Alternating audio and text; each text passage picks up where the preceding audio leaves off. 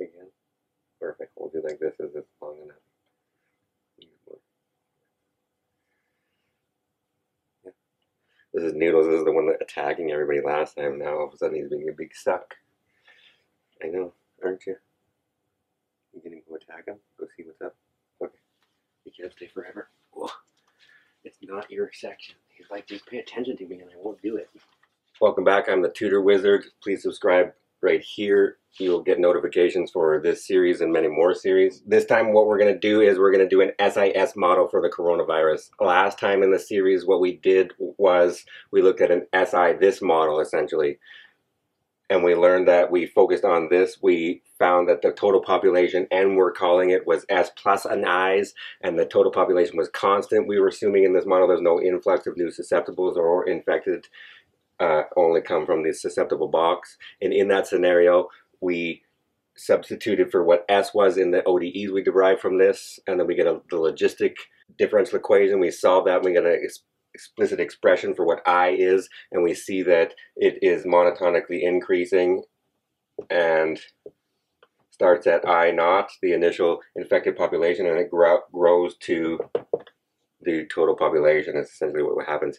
We see that that's somewhat realistic. We know there are birth rates and death rates and these types of things, and in some models, especially for coronavirus, it seems like you actually can recover from the infection. Is not like you're just going to die or you always stay in this box and you have it forever. Once you have a common cold or something like that, you get it and then it's gone in a week or two. So now you're recovered or you become susceptible to the cold again. So this is why we're going to call it SIS. What we're going to add in this scenario is one more line.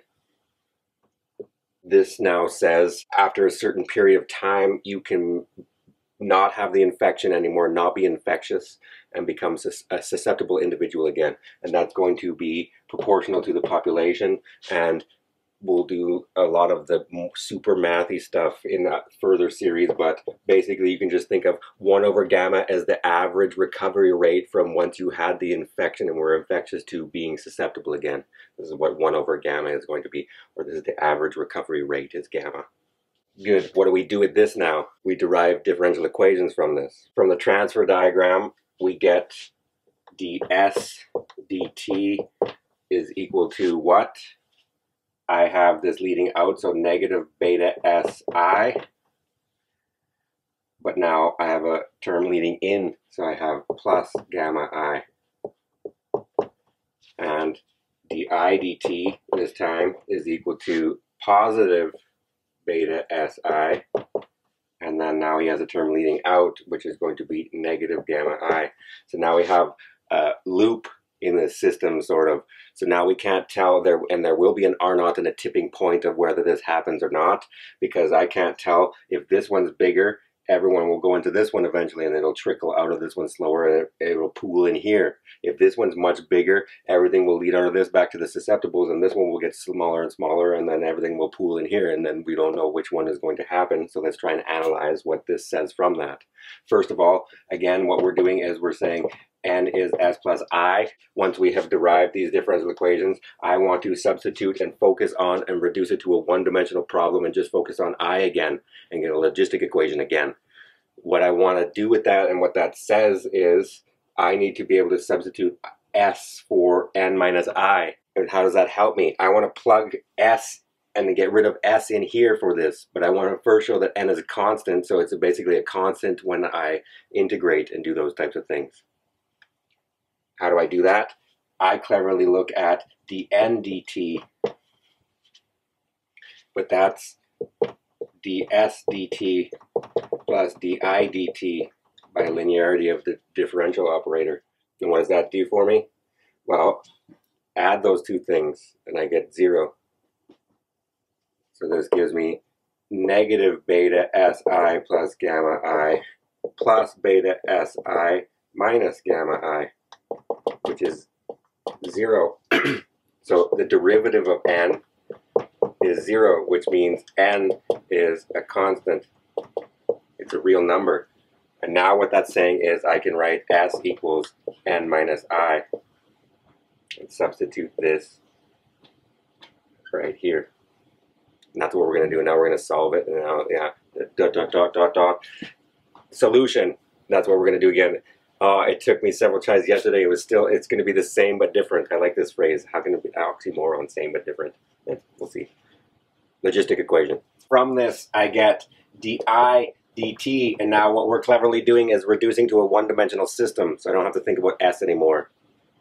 Coincidentally, we're going to do a follow-up series on these ones about what about S and what about R, what about the other ones. We focus so much on the infectious. What about the other categories when you have a few categories in here? You're like, you talk so long about the I ones, I didn't even want to hear about S anymore. So, okay, well, again, we'll do a follow-up series. What about S? What about R? This one is equal to, what was it? Beta Si minus gamma I. And we know S is N minus I.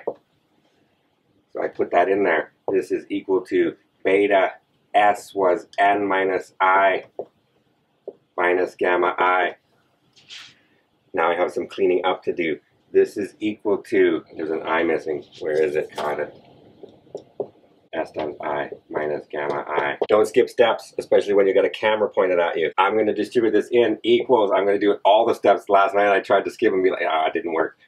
So first of all, I'm distributing this one in from this side and this one in from this side at the same time. I'm going to skip that step. So that's beta Ni in the first term minus beta I squared minus gamma I, this guy. Did I do that right? Yes, I think so. Now this is a quadratic in I.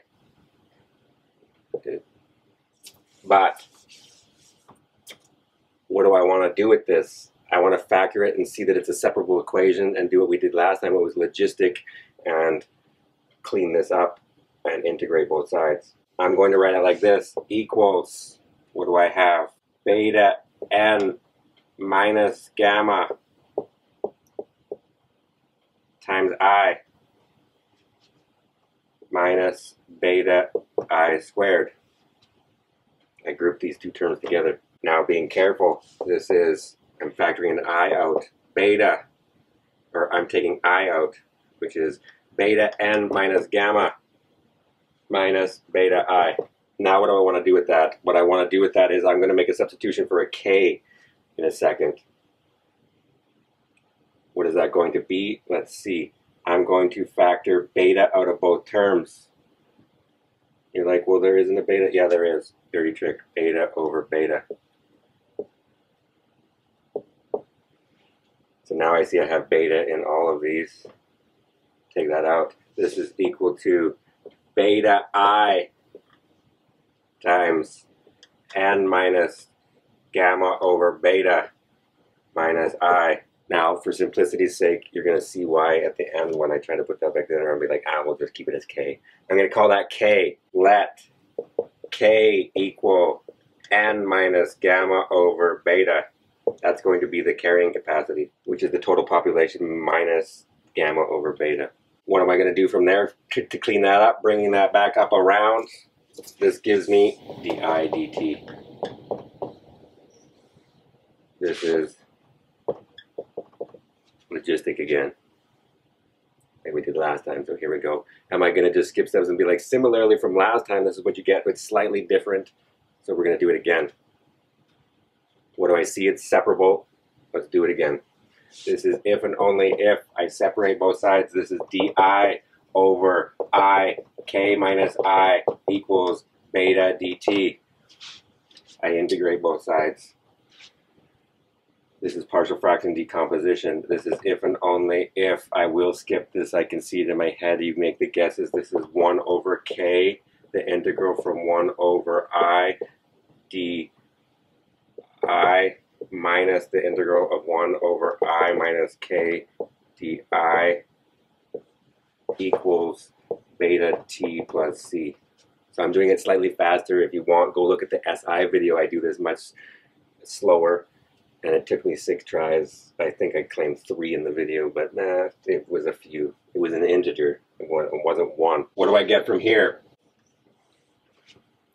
I'm going to bring the k up. This gives me an integrate. These are natural logarithms. This gives me the natural logarithm of the absolute value of I minus the natural logarithm of the absolute value of I minus k. I didn't forget the 1 over k. I'm bringing it up equals beta k t plus c. Log laws. This is the natural log of I over I minus k equals beta kt plus c. And here's where I'm going to solve. This gives me exponentiate both sides. Cancel, cancel. This gives me I over I minus k equals e to the beta kt times, I'm going to let e to the c equal a. A becomes a little nastier in this one, but let's see what that happens. From here, quickly, I want to find, what I like to do is, I'm going to use, I forgot, but I write it in now. Our initial conditions are the same as last time. I'm assuming it's a positive initial susceptible population at time 0. So I use that now, that piece of information that we would have in the real world system, I now use that to find the A. That's what you use initial conditions to, is to find the constant of integration. See, the A came from the constant of integration, constant, and then I multiplied by K, but I don't really care, so then I call it C, and then I call it E to the A, E to the, so that's the constant of integration. How do you find that ever when you do ODEs? Using the initial conditions. Now it's important because it is involved with the initial infectious populations. What does that give me? From here, I naught over I naught minus k is equal to e to the beta k times 0a. So this is 1. That tells me that a is I naught over I naught minus k. Remember, k isn't n this time like last time. A is this guy. What does that give me? From here now, I'm going to solve, and then I'll put that in after I solve. So cleverly, what I've done is I know what A is from the implicit solution to the ODE. Now I'm going to explicitly solve, but I like to keep the A there and not this hot mess of the fraction to when I FOIL everything out. So from here, I'm solving now for the explicit solution from the implicit. I'm just going to keep the A in there till I'm done, and then I'll put the A what I know it is. That's why I did that. This tells me I is equal to e to the beta kta times I minus k. I bring this one up. This is now equal to, be careful, this is ai e to the beta, you should be careful with ai, minus k times a e to the beta kt. Good, what does that tell me? Now, I'm basically cutting out in my mind the middleman now. I just FOILed that out. I equals this. And I want to solve for I. So this term I'm going to bring to the other side, and this one I'm going to bring to this side. So this tells me that k e ak e to the beta kt is equal to ai e to the beta kt minus I. I know. Here's the solution. Here's the solution. We're not even there yet. Wait, I have to put what A is in still. And then simplify that. Hot mess. This is equal to A k e to the beta kt equals A e to the beta kt minus 1 times I. So I of t explicitly is ak e to the beta kt over a e to the beta kt minus 1. Now we're going to put a in there.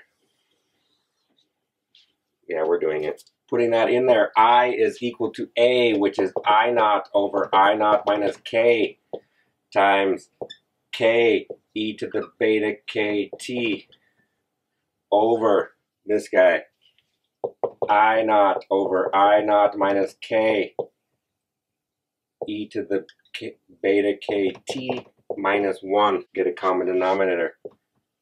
I naught minus k over I naught minus k. I'll be able to cancel that. It's going to cancel on the top and the bottom. Equals I naught k e to the beta kt over, now be careful, times 1 over I naught minus k. Keep it over here equals.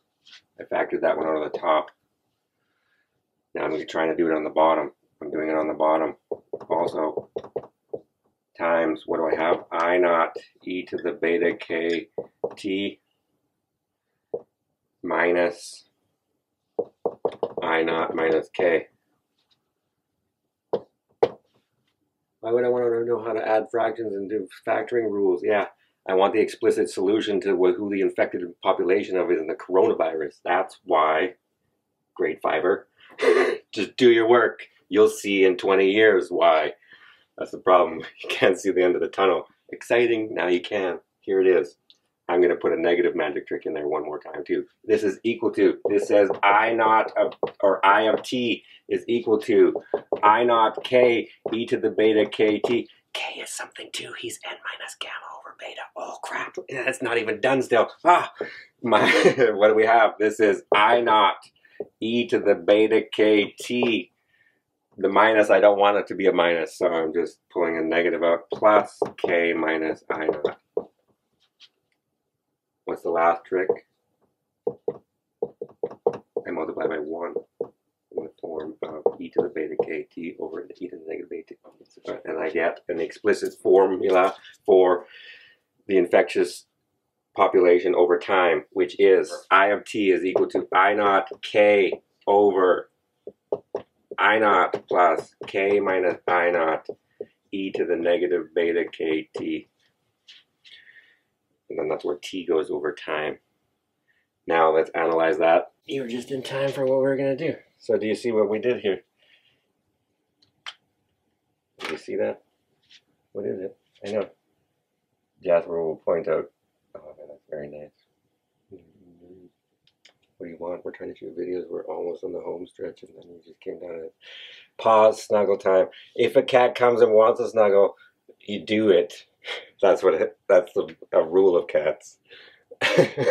I know. I'm doing it. It's no less talk, more snuggles. Okay, I'm doing it. Yeah, clearly, Jasper, if this is the logistic ODE, clearly here's the solution. She wanted to see what the solution was. She didn't want to see any of the work, nor did you probably, so you can fast forward and she'd come just like Jasper did and be like, okay, now that you're done that, I can't set that stuff up. We planned that, it was all editing.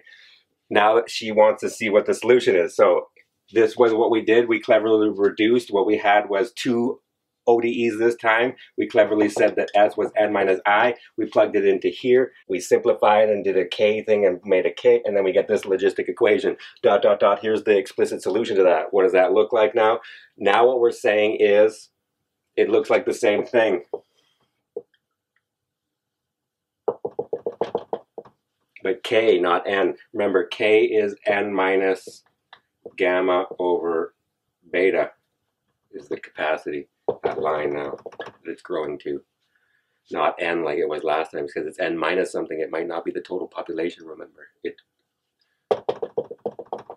N could be here. N minus a positive number is going to be less than N. So now it's going to reach something, but not that all of them, do you see? Either way, when do we have a tipping point? So when will this happen? And when will this not happen where I don't want that really to happen and it will just die out and stay constant or go away? This is who? Mathematically, we have an exponential growth and a monode function. So we did the composition of that exponential function and this linear hyperbola, basically.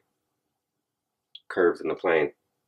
What does that tell me now? In this form, first of all, what do I want? You have to see, and this is what's really hard, we're doing limits, and I'm describing the behavior of this function near at positive infinity. So before I do that, and I want to know who I'm going to call the R naught or the tipping point, I want to know, in some cases, if this exponent is positive, it will do something, and if this exponent is negative, it will do something else at infinity. And so and that's where we're going to get the cases for what the tipping point is. So first of all, if beta k, just quickly, and I'll write it down a little bit more and recap that, but just as thinking about it intuitively, sort of intuitively, if I intuitively know who e to the x is and what the graph looks like, I know if it's positive, e to the a t will look like that, and if it's negative, e to the a t will look like this, regardless of what that a is now. And now I have an a is negative beta k. And now I'm looking at that and I'm trying to say, in my mind, I see what this is for any A, as long as that, oh, sorry, negative A. For any A I would have this or this. And then, but he's there, so then we're gonna have to do a composition too, so that's not the story, it's this story in the denominator is happening. So it's gonna be 1 over this story.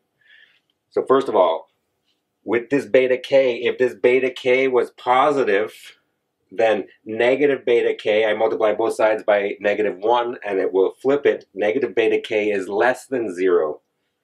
And that will tell me that e to the negative beta kt, this thing is less than 0, this whole thing, or this guy was positive. So this looks like this guy in this scenario. If beta k is positive, then I get e to the negative a positive number, which will give me this. So I know that this is happening, crushing to 0.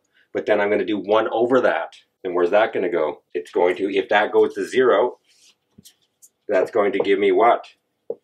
I naught k over, that's going to go down to 0, it's telling me. So it's going to go, it'll do this. So that's what the scientists are doing. They're saying they've just did that in their head and they've analyzed what the graph of this is going to look like and when that's going to happen. And then that tells us if that exponent is positive, then this happens and we don't want, that's the scenario we don't want. So then that's who we call the general reproduction number, and we want it to be less than 1 so that that thing is less than 0, and then that thing will happen. That's what we're going to do. Let's erase it and recap what I just did. All right, recapping, this was the reduced single ODE that we had. This is the explicit solution to that. Now what we're trying to do is find the general reproduction number of this system and find out when this will grow to the K value, carrying capacity K, or die out. In the first scenario, what are we going to do? If beta K is less than 0, this says that I of t is going to go to 0. Why is that? A lot of the books will just write this. Quickly, what we're saying is the limit as t approaches infinity, and then they will see it as time progresses. This is the limit of I of t, which is the limit as t approaches positive infinity of I naught k over I naught plus k minus I naught e to the negative beta kt. But now, this is negative. So this is what's hard to see too, but call that, say, there's beta k is a negative alpha where alpha is positive. That's hard to see at first. I probably won't even do that to you, but -2 is less than 0, which means -2 is -2 and 2 is the positive number. That's why did I do that? Because what I'm saying here is if beta k here, those negative beta k is a positive thing. Remember, that's a better way to explain it. In my assumption, I've assumed negative or beta k is less than 0. Again, if I multiply both sides by -1, -1 times 0 stays as 0, but negative flips the inequality. So this says negative beta k is positive. So this is now, in my mind, that's just this guy alone, not the whole guy. This guy is e to the at, a positive, which is doing this, which says this guy is actually blowing up to infinity. But now it's 1 over that, which says it's crushing to 0. Limits at infinity. There you go, calculus 114. Good. That's the scenario we want, disease-free. It says that it's going to go to 0, which is what I would like to have happen. In the other one, you'll get, actually, he stays like this, and then it'll go to the carrying capacity. To derive R naught now from the scenario, this is what we're saying. So we analyze and we look at lice, and obviously there's going to be the other case, and I did that first intuitively. That's why I showed you that one, and then I started with this one. The other one said it was going to blow up to the K, the carrying capacity, if this was larger than 0. In this case, I see this is less than 0. Now I want to find the general reproduction number R naught and say if R naught is less than 1, disease-free. If R naught is larger than 1, and disease endemic or pandemic endemic equilibrium. What does that say? How do I get that? We have beta k less than 0 implies disease-free. And then we also, therefore, that will say that if we have beta k is larger than 0, we see that endemic equilibrium. When is that going to happen for us? This is when that's going to happen now, disease-free, or we get the endemic. Now let's find the R0 from this condition, remembering that K is n minus gamma over beta. That gives me, I'll do the first one because that's where we were. Beta K is n minus gamma over beta. It has to be less than 0. When is that going to happen? If and only if, distribute the beta, beta n minus gamma is less than 0. If and only if beta n is less than gamma. And then we want the R0 to be less than 1 for this to happen, so we divide on this side, and this will say that beta n minus gamma is less than 1. And now we have a length. Let me recap that now, what that says for us. Okay, in the case 1, if beta k is less than 0, we do a calculation. We say if and only if this thing, beta n over gamma, will be less than 1. That's what we're going to call R0. And so if R0 is less than 1, we get disease-free. That's case 1, and that's what they say, and that's how we build the R0, and that's the tipping point.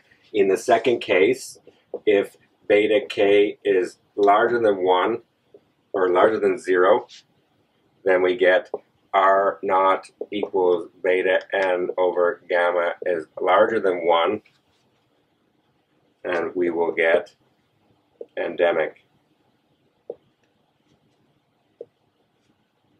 So this is the general reproduction number for this SIS model. In the next model, what we're going to do is, this was mama bear model number 1. So this in the series as we're going, first we did just the I model, which is baby bear 1. Then we did the SI model, which is baby bear 2. And this is unrealistic. We're starting to now add more terms in there and more arrows. So this was the SIS model. This is mama bear 1. Mama bear 2 will be SIS, where we add more terms, death rates and birth rates now, something close to the reality of what's happening in the population, and won't be constant anymore. We'll have to be much more careful. And then once we do that, we'll do Papa Bear, where we do SIR, and then there's a couple different scenarios where we have to do those ones, and then we'll do a Granddaddy Bear of when we get all the way to the end where we do SEAIR. I'll see you next time. Please subscribe. You can follow us at Adrian the Tutor at Facebook, or Tutor_Inc. at Twitter. I'll see you next time. I actually have a prompter. I don't need a fucking prompter.